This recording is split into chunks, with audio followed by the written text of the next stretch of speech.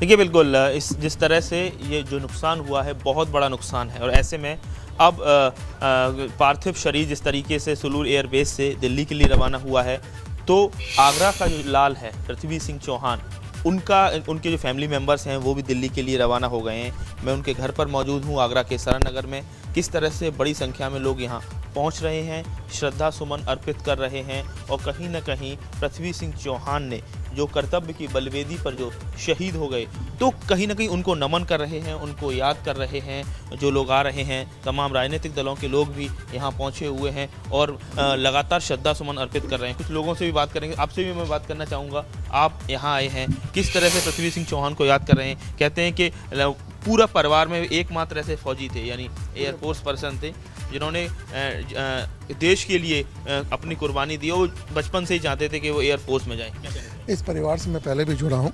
ये व्यापार पूर्व व्यावसायिक है। एक उनके मन के अंदर धारावाहिक देखकर वो विंग कमांडर के रूप में बने। ऐसी आगरा की धरती पे ऐसे विंग कमांडर बार बार पैदा हो और बार बार माँ भारती की सेवा के लिए हर बार पैदा हो। आप देखिए मैं आपको बता दूं बेकरी कारोबार है चौहान फैमिली का और बचपन में जब फौजी सीरियल आता था तब पृथ्वी सिंह पड़ोस में जाकर टेलीविज़न देखते थे और वहाँ से उनको जो प्रेरणा मिली और उसके बाद उन्होंने आर्मी में एयरफोर्स में जाने की ठानी। जब उनको पता चला कि इसके लिए वो सैनिक स्कूल में जाकर वो एक आर्मी के ऑफिसर बन सकते हैं तो रीवा में सैनिक स्कूल में उनके माँ बाप ने उनको दाखिला दिलाया और उसके बाद वो एनडीए क्वालिफाई किए और वो एयरफोर्स में वो पायलट बने और विंग कमांडर के पद पर रहते हुए वो आज उन्होंने अपना सर्वस्व न्यौछावर कर दिया। जिलाध्यक्ष समाजवादी पार्टी भी हमारे साथ हैं। किस तरह से आप याद कर रहे हैं? पूरा देश गमगीन है, बड़ी क्षति हुई है।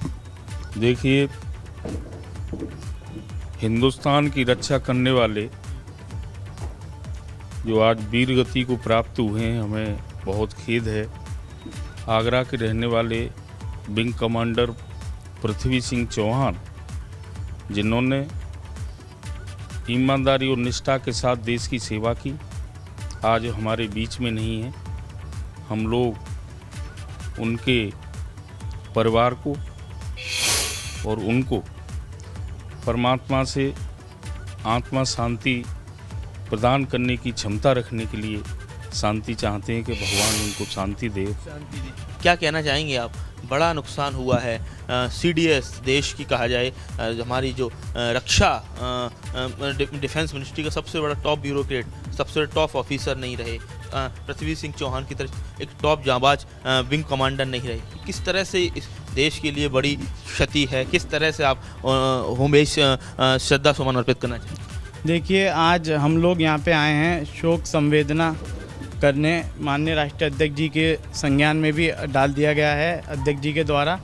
तो हम लोग सभी यही यहाँ पे आए हैं और जिस तरीके से ये देश को ही नहीं आगरा को भी बहुत बड़ा नुकसान हुआ है।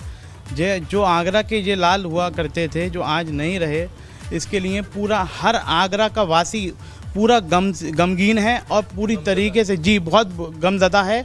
और हम सभी लोग ये कहना है कि इनके परिवार को किसी भी तरीके से जो हो सकेगा हम लोग पूरी तरीके से खड़े हुए हैं समाजवादी लोग और हर चीज़ से हम लोग सब साथ में हैं। कुल मिला के सभी दलों के सभी लोग 125 करोड़ भारतीय कहीं ना कहीं एक क्षति से कहीं ना कहीं अपने आप को जोड़ रहे हैं। बहुत ज़बरदस्त कहा जाए सदमा है परिवार को। 4 बहनों में सबसे छोटे भाई थे।